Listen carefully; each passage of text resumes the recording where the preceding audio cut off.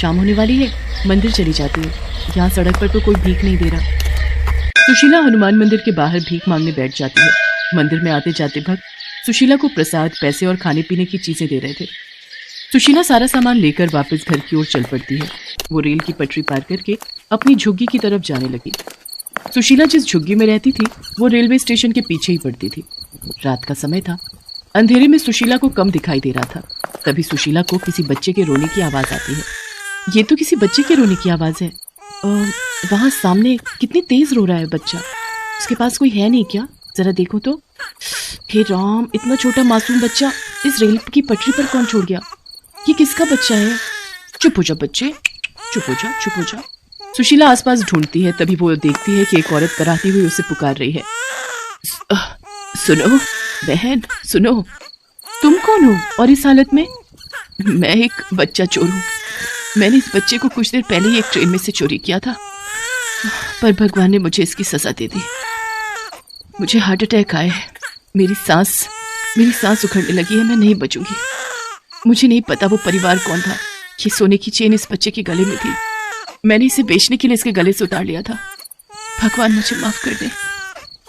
इतना कहते ही वो औरत मर जाती है। वो रोता हुआ बच्चा अब सुशीला की गोद में था। सुशीला इस दुनिया में बिल्कुल अकेली थी। वो बच्चे को अपने सीने से लगा लेती है और अपने साथ ले आती है। मुझे नहीं पता ये किसका बच्चा है। इतनी बड़ी दुनिया में मैं इसके माता पिता को नहीं ढूंढ सकती। अगर किसी गलत हाथ में चला गया तो इस बच्चे की जिंदगी खराब हो जाएगी। शायद भगवान की यही मर्जी है कि मैं इस बच्चे की देखभाल करूं। ये बच्चा मेरे जीने का सहारा बनेगा। मैं इस बच्चे को अनाथ नहीं होने दूंगी। मैं इसकी माँ बनूंगी। इसे पाल पोस कर बड़ा करूंगी। इस सोने की चेन पर त्रिशूल बना है, इसलिए आज से मैं इस बच्चे का नाम शिवा रखूंगी। उस बच्चे के गोद में आने से सुशीला के अंदर मानो एक नई उमंग आ जाती है। वो उसी समय जाकर 10 रुपए का दूध खरीद कर लाती है और बच्चे को पिलाती है। शिवा के आ जाने के बाद सुशीला ने भीख मांगने जाना बंद कर दिया। वो अब ज्यादातर समय शिवा की देखभाल में बिताने लगी। शिवा को अकेला छोड़कर मैं भीख मांगने नहीं जा सकती, और भीख के पैसों से मैं अपने बच्चे को नहीं पालूंगी। मैं अपने शिवा के लिए मेहनत मजदूरी करूंगी। हाँ, कल ही काम की तलाश में जाती हूँ। अगले दिन सुशीला शिवा को गोदी में लेकर काम की तलाश में निकलती है। सुशीला ईंटें ढोने का काम पकड़ लेती है। वहीं शिवा को कपड़े पर लिटाकर सुशीला सारा दिन मेहनत मजदूरी करती है और शाम को जो रुपए मिले उनसे वो दूध सब्जी खरीदती है। अब तो रोजाना ही सुशीला ईंटें ढोने का काम करने लगी। एक दिन ठेकेदार ने सुशीला से कहा, सुशीला बहन, तुम्हारी नजर में कोई साफ सफाई करने वाली बाई हो तो बताना, घर में जरूरत है। भैया जी, अगर आप बुरा ना मानो तो क्या आप ये काम मुझे दे सकते हो? मैं खूब अच्छे से काम करूंगी। हाँ, तो हमें क्या परेशानी होगी? जो पैसे दूसरी काम वाली को देंगे वो तू ले लेना। और फिर इस तरह सुशीला ठेकेदार के घर पर साफ सफाई का काम करने लगी। ठेकेदार के घर काम करते करते सुशीला ने आस पड़ोस के और भी घरों में काम करना शुरू कर दिया। सुशीला शिवा के साथ खुश थी। उसके आ जाने से उसकी जिंदगी बहुत बदल गई थी। उसने एक भिखारिन की जिंदगी छोड़कर मेहनत करके जीना शुरू कर दिया था। समय बीता और शिवा 6 साल का हो गया। मालकिन, सारा काम हो गया है। मैं थोड़ा जल्दी चली जाऊं? शिवा को स्कूल से जल्दी छुट्टी होनी है। हाँ, चली जा। मुझे पता है जब भी तू काम कर रही होती है तेरा सारा ध्यान शिवा में ही रहता है। जब तक तू उसे अपनी आंखों से देख नहीं लेती है तुझे चैन नहीं आता। अरे स्कूल ही तो गया है, तू उसे लेकर इतना क्यों डरती है? हमारे बच्चे भी स्कूल जाते हैं, हम तो इतना नहीं डरते। मालकिन, ये तो मैं भी नहीं जानती कि मेरे मन में कौन सा डर है, पर मेरे मन में हमेशा उसे लेकर बेचैनी रहती है। अच्छा, मैं चलती हूँ मालकिन। सुशीला के मन में जो डर था वो ये था कि शिवा उसका अपना बेटा नहीं था। वो उसे खोने से डरती थी। माँ, आप कहाँ रह गई थी? स्कूल की छुट्टी तो कब की हो गई? अरे मेरे बच्चे, मैं काम पर गई हुई थी, वहां से दौड़ी दौड़ी तेरे पास आई हूँ। बस थोड़ी सी देर हो गई। माँ, मुझे आइसक्रीम खानी है, वो सामने से लेकर दो ना। अच्छा, खिलाती हूँ, रुक तो यहीं खड़ा हो, मैं लेकर आती हूँ। सुशीला शिवा के लिए आइसक्रीम लेने जाती है। तभी एक मोटरसाइकिल शिवा के बराबर में से निकलती है और शिवा गिर जाता है। शिवा, मेरे बच्चे! अरे देख कर नहीं चलाया जाता, अंधा कहीं का। मेरे बच्चे को चोट लग जाती तो तेरा क्या जाता? शिवा, तू ठीक है ना? मैं ठीक हूँ माँ, मुझे कुछ नहीं हुआ। बच्चे का हाथ पकड़ कर रखो, सड़क पर भीड़ है। हाँ, गलती मेरी ही है। मुझे तुझे अकेला नहीं छोड़कर जाना चाहिए था। अब मैं तेरा हाथ कभी नहीं छोड़ूंगी। चल, घर चलते हैं। सुशीला के मन में ऐसा डर हमेशा बना रहता था, इसलिए वो शिवा का बहुत ध्यान रखती थी। समय बीता और शिवा बड़ा हो गया। कॉलेज की पढ़ाई करके शिवा की नौकरी लग गई। माँ, मेरी नौकरी पक्की हो गई। पूरे 15,000 रुपए महीना मिला करेंगे। देखना, धीरे धीरे मैं और भी ज्यादा कमाने लगूंगा। फिर तुम्हें घरों में काम नहीं करना पड़ेगा। मैं अपनी माँ को सारे ऐशो आराम दूंगा। बस आप मुझे ऐसे ही अपना आशीर्वाद देती रहो। मेरा आशीर्वाद तो हमेशा मेरे बच्चे के साथ है। तू बैठ, मैं तेरे लिए खाना लगाती हूँ। शिवा खाना खा लेता है। तभी उसका दोस्त शेखर उसे बुलाने आ जाता है। शिवा, जल्दी आ, हमें देर हो जाएगी। माँ, मैं थोड़ी देर में आता हूँ। शेखर के साथ बैंक जा रहा हूँ। शिवा बेटा ध्यान से जाना, ये शेखर मोटरसाइकिल बहुत तेज चलाता है। शिवा शेखर की मोटरसाइकिल पर बैठकर बैंक की तरफ चला जाता है। शेखर मोटरसाइकिल तेज चलाता था। अचानक सामने से एक गाड़ी आ जाती है और शेखर की मोटरसाइकिल का बैलेंस बिगड़ जाता है। वो लोग गाड़ी से टकरा जाते हैं। शेखर को ज्यादा चोट नहीं आती, जबकि शिवा के सिर पर गहरी चोट लगी थी। आस पड़ोस में लोग इकट्ठे हो जाते हैं और दोनों को लेकर हॉस्पिटल जाते हैं। शिवा बेहोश था, उसे होश नहीं था। सुशीला हॉस्पिटल पहुंचती है और चिल्ला चिल्ला कर रोने लगती है, कोई मेरे बच्चे को बचा लो, मेरा शिवा। मुझे माफ कर दो, गलती मेरी ही है। मैं ही शिवा को मोटरसाइकिल पर ले गया था। आज मेरे कारण ही उसे चोट आई है। मैं ही मोटरसाइकिल तेज चला रहा था। डॉक्टर बस आने वाले हैं, वो शिवा का इलाज करेंगे। आप हिम्मत मत हारो आंटी। शहर के जाने माने डॉक्टर आनंद इस हॉस्पिटल के सीनियर डॉक्टर हैं। इतनी देर में डॉक्टर आनंद भी वहां आ जाते हैं। डॉक्टर आनंद उसी हॉस्पिटल के सीनियर डॉक्टर थे। पेशेंट की हालत बहुत नाजुक है, उसके सिर में गहरी चोट आई है। पेशेंट का खून बहुत बह गया है। ऑपरेशन थिएटर में पेशेंट को ले जाने की तैयारी करो। डॉक्टर साहब मेरे बच्चे को बचा लो, शिवा के सिवा इस दुनिया में मेरा कोई नहीं है। शिवा को ऑपरेशन थिएटर में लाया जाता है। डॉक्टर आनंद शिवा को ऑपरेशन करने लगते हैं। तभी उनकी नजर शिवा के गले में पहनी सोने की चेन पर जाती है, जिसमें त्रिशूल का लॉकेट था। डॉक्टर आनंद चौंक जाते हैं। उनकी आंखों में आंसू थे। डॉक्टर आनंद के हाथ कांपने लगते हैं। वो अपने आप को संभालते हुए शिवा का ऑपरेशन करते हैं और ऑपरेशन सफल होता है। आशा, हमारा सुमित मिल गया, तुम जल्दी हॉस्पिटल आ जाओ। क्या आप सच कह रहे हैं? हमारा खोया हुआ बेटा सुमित मिल गया? मैं अभी हॉस्पिटल पहुंच रही हूँ। शिवा डॉक्टर आनंद का 22 साल पहले खोया हुआ बेटा सुमित था, जिसे वो औरत सुशीला को देकर गई थी। डॉक्टर आनंद और उसकी पत्नी को सुशीला से सारी सच्चाई पता चलती है। शिवा बेटा, तुम्हारे असली माता पिता यही हैं। मैं तुम्हारी कुछ भी नहीं, मैंने तो सिर्फ तुम्हें पाल पोस कर बड़ा किया है। नहीं माँ, तुम मेरे लिए मेरा भगवान हो, मेरे लिए सब कुछ हो। जिस माँ ने मुझे पाल पोस कर बड़ा किया, मेरी हर दुख हर संकट से रक्षा की, आज मैं उस माँ को छोड़कर अपने असली माता पिता के साथ नहीं रह सकता। मेरे लिए आप सब कुछ हो माँ। शिवा सही कह रहा है, आपने जो किया है वो कोई नहीं कर सकता। शिवा मेरे बच्चे, हमारा भी इस दुनिया में तुम्हारे सिवा कोई नहीं। आज से तुम्हें और सुशीला बहन को कहीं जाने की जरूरत नहीं, हम सब मिलकर रहेंगे। शिवा के लिए सुशीला ही उसकी माँ, उसकी सब कुछ थी, पर साथ ही साथ वो अपने असली माता पिता के लिए भी अपना फर्ज निभाना चाहता था। इसलिए उस दिन से वो सुशीला के साथ अपने माता पिता के पास रहने लगा। आज शिवा के वापस मिलने से उसके असली माता पिता के जीवन में खुशियां फिर से लौट आई थी। सुरभि अपने पिता रामदीन के साथ हरिपुर गांव में रहती थी। सुरभि जब 2 साल की थी तब उसकी माँ का देहांत हो गया था। उसके बाद से रामदीन ने ही उसे माँ और बाप दोनों बनकर पाला। रूखी सूखी खाकर दोनों बाप बेटी गुजारा कर रहे थे। रामदीन को सुरभि की चिंता थी कि अगर उसे कुछ हो गया तो सुरभि की देखभाल कौन करेगा। गरीबी की वजह से सभी रिश्तेदार अपना पल्ला झाड़ चुके थे। शहर में रामदीन के चचेरे भाई का बेटा प्रकाश रहता था। एक दिन रामदीन ने अपने चचेरे भाई के बेटे प्रकाश को फोन किया और रोते हुए अपनी विपदा बताई। प्रकाश ने अपनी पत्नी सीमा से कहा, सीमा, वो पिताजी के छोटे भाई रामदीन काका का फोन आया है। वो बहुत बीमार हैं। वो चाहते हैं कि उनकी बेटी सुरभि को हम अपने पास रख लें। उनको अगर कुछ हो गया तो सुरभि की देखभाल कौन करेगा? पर हम कैसे उसकी देखभाल कर सकते हैं? जिया भी अभी छोटी है, उसकी देखभाल के लिए भी मुझे वक्त कम पड़ता है। ऊपर से तुम अपने चाचा की औलाद की देखभाल का जिम्मा मेरे सिर मार दो। अरे सीमा, एक बार आने तो दो, फिर अपने हिसाब से देख लेना। और आ भी गई तो तुम्हें काम में मदद मिल जाएगी। प्रकाश और सीमा गांव जाते हैं। रामदीन सुरभि को कहता है, सुरभि बेटी, मेरी तबीयत ठीक नहीं रहती। अगर मुझे कुछ हो गया तो तू यहाँ गांव में अकेली कैसे रहेगी मेरी बच्ची? इसलिए मैंने इन्हें शहर से बुलाया है। ये आज से तेरी देखभाल करेंगे। ये तेरे नए माँ बाप बनकर तेरी देखभाल करेंगे मेरी बच्ची। हाँ सुरभि, हम तुम्हारी देखभाल करेंगे और तुम जिया की तरह ही हमारी बेटी बनकर रहना। आज से हमें ही अपने माता पिता समझो बेटा। चलो अब हमारे साथ चलो। मैं और सीमा अपनी बेटी की तरह ही तुम्हारी देखभाल करेंगे। आओ सुरभि बेटी, अपनी नई माँ के पास आओ, इधर आओ। नहीं बाबा, मैं आपको छोड़कर कहीं नहीं जाऊंगी, मुझे आपके ही पास रहना है बाबा। बेटिया मान जा, और फिर मैं तुझे मिलने आ जाया करूंगा। ये लोग तुझे बहुत प्यार देंगे, किसी चीज की कमी नहीं होने देंगे। रामदीन सुरभि को भरे दिल से रोते हुए विदा कर देता है। सुरभि भी रोते हुए उन लोगों के साथ चली जाती है। प्रकाश और सीमा सुरभि को लेकर घर पहुंचते हैं। घर पहुंचकर प्रकाश और सीमा अपने अपने कामों में लग जाते हैं। अगले दिन प्रकाश ऑफिस चला जाता है। सीमा सुरभि को रात में रसोई में ही दरी बिछाकर अकेला सुला देती है। सुरभि पूरी रात डरी सहमी अपने पिता को याद करती रहती है। जैसे तैसे उसकी आंख लग जाती है। अगली सुबह सीमा सुरभि को आवाज लगाकर उठाने लगती है। ए सुरभि, उठ जल्दी, हमारे यहाँ इतनी देर तक नहीं सोते। कितना काम पड़ा है, मैं कितना काम अकेले करूंगी। माँ जी, वो रात में डर लग रहा था, नींद नहीं आई इसलिए नहीं उठी। ए लड़की, मैं तेरी कोई मावा नहीं हूँ, मालकिन बोल मुझे। बड़ी आई माँ बोलने वाली।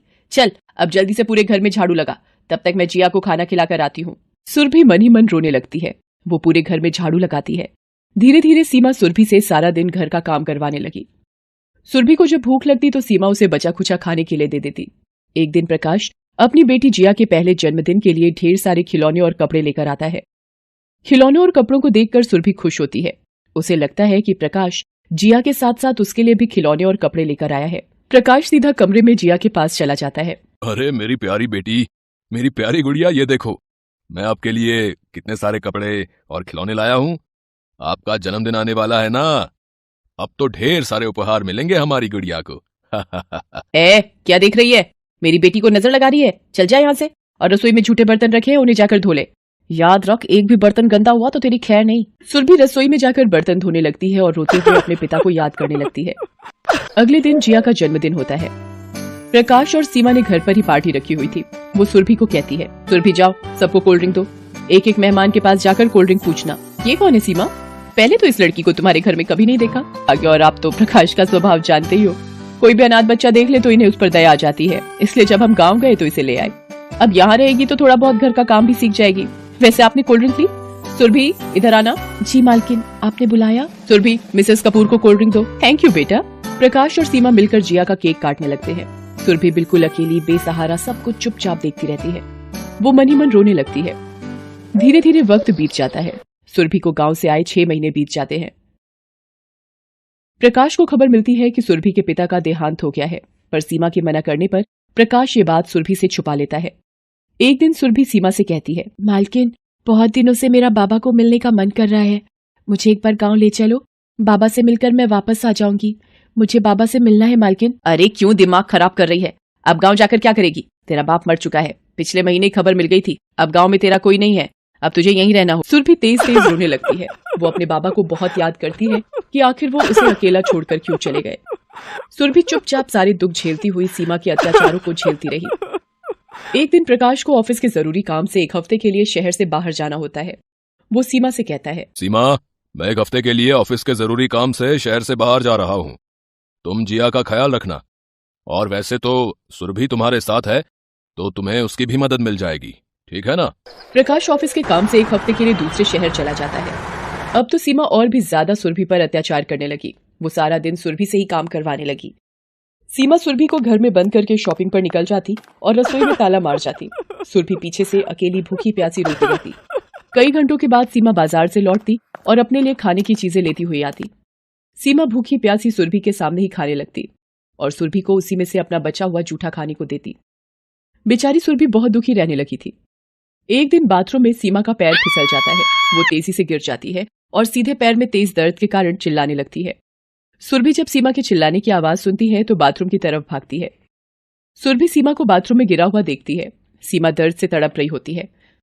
सुरभि सीमा को किसी तरह उठाकर बड़ी मुश्किल से पलंग तक लाती है और लिटा देती है। सीमा का सीधा पैर बुरी तरह सूजन से भर जाता है। सुरभि रसोई में से तेल गर्म करके लाती है और सीमा के पैर पर लगाती है।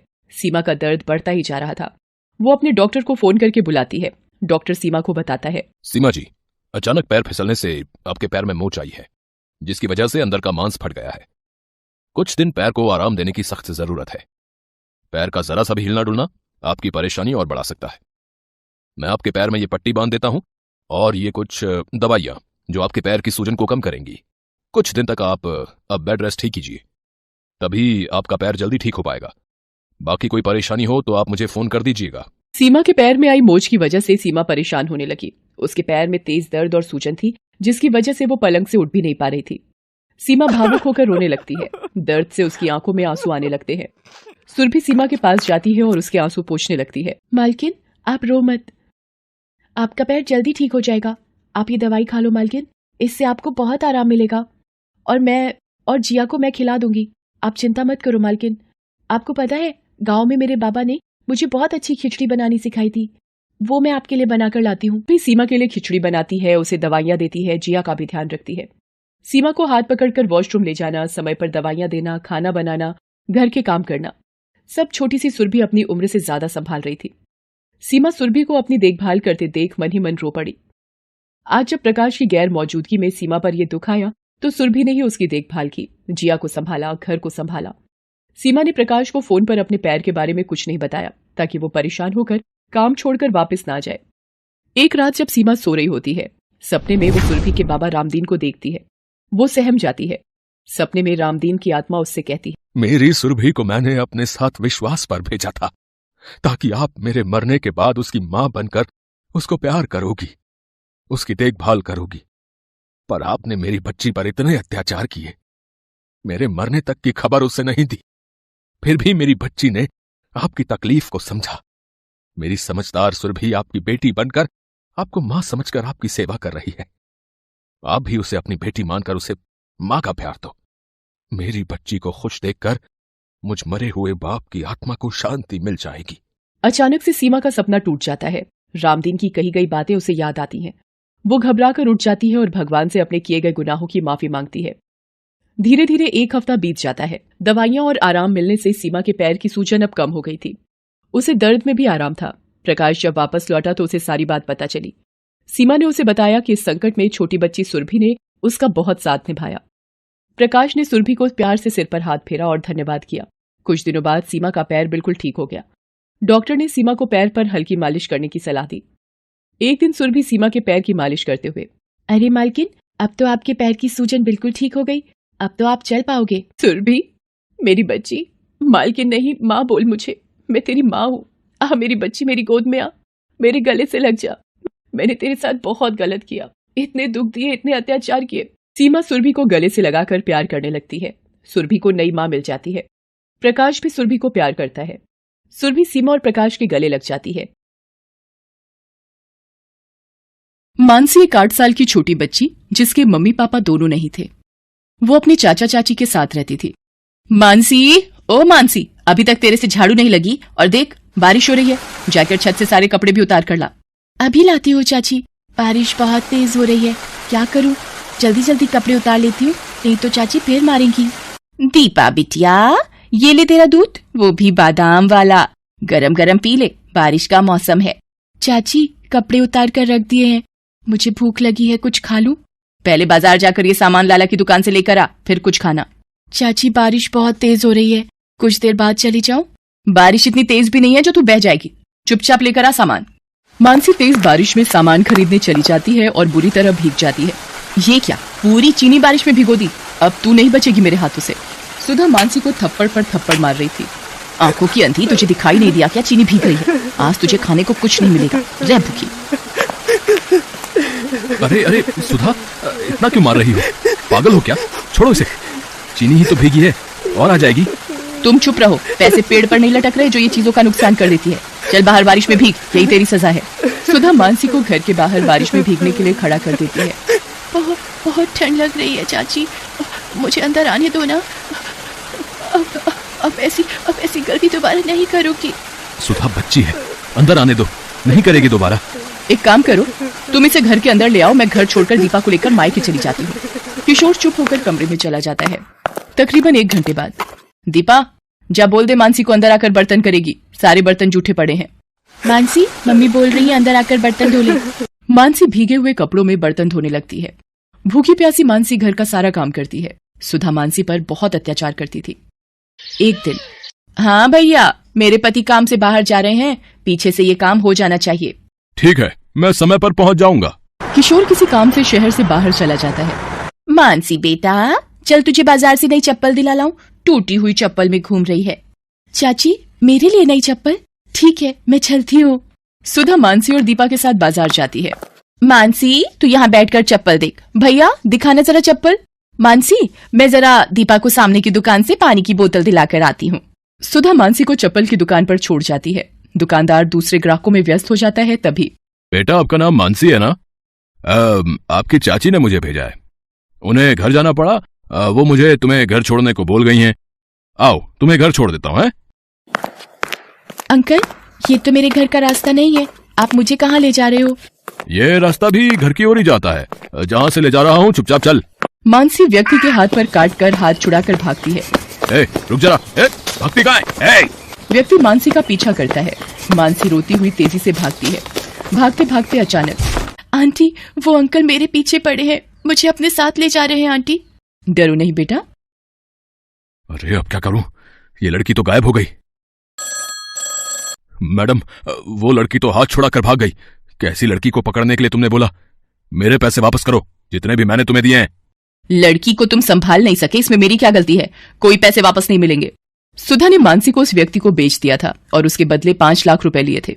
उधर मानसी जिस महिला से टकराती है उनका नाम कौशल्या देवी था। मानसी डरी हुई थी तो वो उसे अपने साथ ले आई। आओ बेटा अंदर आओ, डरो नहीं। माला, गुड़िया के लिए पानी लेकर आओ और कुछ खाने को भी। ये लो दीदी। ये कौन है? मैं बाजार से निकली तो ये बच्ची किसी आदमी से डरकर भाग रही थी और मेरे से टकरा गई। मानसी जब खाना खा लेती है तब, बेटी तुम्हारा नाम क्या है? आंटी मेरा नाम मानसी है। मेरी चाची मुझे बाजार में अकेला छोड़कर चली गई और उन गंदे अंकल ने बोला कि वो मुझे घर छोड़ देंगे, पर वो अंकल मुझे कहीं और ले जाने लगे थे। मानसी रोते हुए कौशल्या को सारी बात बताती है। तुम यहाँ पर बिल्कुल मत घबराओ मानसी, अब तुम यहीं रहो, यहाँ तुम्हें डरने की कोई जरूरत नहीं। माला, मानसी की भी सभी बच्चों के साथ रुकने की व्यवस्था कर दो, ये अब हमारे अनाथ आश्रम में ही रहेगी। कौशल्या एक छोटा सा अनाथ आश्रम चलाती थी और मजबूर बच्चों की सहायता करती थी। उधर जब किशोर वापस आता है तो वो घर पर मानसी को नहीं पाता। किशोर सुधा से पूछता है, सुधा, मानसी दिखाई नहीं दे रही, कहाँ गई है? यहीं कहीं होगी। किशोर कमरे में चला जाता है, तभी सुधा को व्यक्ति का फोन आता है। दूसरे फोन पर किशोर दोनों के बीच की सारी बात सुन लेता है। शायद तुम जानती नहीं हो, कल्लू से पूरे एरिया में नाम से ही लोग डर जाते हैं। मुझ जैसे गुंडे से पंगा लिया है तुमने। देखो कल्लू, धीरे बोलो, मेरे पति वापस आ गए हैं। वो तुम्हारी आवाज सुनेंगे तो हम दोनों जेल में जाएंगे। मानसी के गायब होने का पता अगर किशोर को चल गया तो हम दोनों की खैर नहीं। मुझे कुछ नहीं सुनना, मेरे 5 लाख रुपए दो और मेरा हिसाब करो। ठीक है, मैं पैसे दे दूंगी, थोड़ा वक्त दो। सुधा फोन रख देती है। तभी, क्या तुमने मानसी को गुंडे के हाथ बेच दिया? सुधा, तुमने कितनी नीच हरकत की है। बेचारी बिन माँ बाप की अनाथ बच्ची को तुमने बेच दिया। सुधा, तुम एक औरत और एक माँ कहलाने के लायक नहीं हो। कहाँ रहता है वो गुंडा? मेरे साथ चलो, अभी बताओ उसका पता। किशोर सुधा को थप्पड़ मारता है और कल्लू गुंडे के घर पहुंचता है। बता, बता मेरी भतीजी मानसी कहाँ है? बता, बता वरना मैं तेरा खून पी जाऊंगा। बता। ये मुझे मत मारो, मुझे नहीं पता तुम्हारी भतीजी कहाँ है। तू ऐसे नहीं मानेगा, पुलिस के सामने सब जुबान खुल जाएगी तेरी। ये ले। किशोर पुलिस को फोन करता है और वो आकर कल्लू से सारी बात पूछते हैं। किशोर जी, हमारे पास एक अनाथ आश्रम की तरफ से एक बच्ची के मिलने की खबर आई हुई है। एक बार वहां चलकर देख लेते हैं। कल्लू को अरेस्ट कर लो रे। नमस्ते कौशल्या देवी जी, वो आपने जो बच्ची के मिलने की खबर दी थी। जी इंस्पेक्टर साहब, मैं अभी बुलाती हूँ। माला, मानसी को ले आओ। चाचा जी। मानसी, मानसी मेरी बच्ची, मुझे माफ कर दे। तेरी ये हालत मेरी वजह से हुई है। आपको पता भी है मानसी को इन्होंने एक गुंडे के हाथ बेच दिया। आपने एक माँ होकर मासूम बच्ची को किसी गलत हाथ में सिर्फ पैसों के लिए बेच दिया, सिर्फ इसलिए क्योंकि मानसी अनाथ है, इसके माता पिता नहीं है। इंस्पेक्टर साहब, आप सुधा को गिरफ्तार कर लीजिए। किशोर, मुझे माफ कर दो, मेरे से गलती हो गई। चाचा जी, चाची जी को जेल मत भेजो, इन्हें माफ कर दो चाचा जी। देखो सुधा, अपनी आंखें खोल कर देखो, ये बच्ची अभी भी तुम्हारे बारे में सोच रही है। कौशल्या जी, अगर आज आप ना होती तो मानसी का क्या होता? कौशल्या जी, आपका बहुत बहुत धन्यवाद। किशोर जी, अनाथ बच्चों की सहायता के लिए मैं सदा तैयार हूँ, इसलिए ही इस अनाथ आश्रम में हर मजबूर बच्चे को सहायता मिलती है। मानसी बिटिया, अपने चाचा के साथ घर जाओ। किशोर जी, मानसी आपकी जिम्मेदारी है, इसका ध्यान रखिएगा। मानसी, मुझे माफ कर दो बिटिया, मैं अब कभी तुम्हें माँ की कमी महसूस नहीं होने दूंगी। मानसी खुशी खुशी अपने चाचा चाची के साथ घर चली जाती है। कौशल्या देवी की वजह से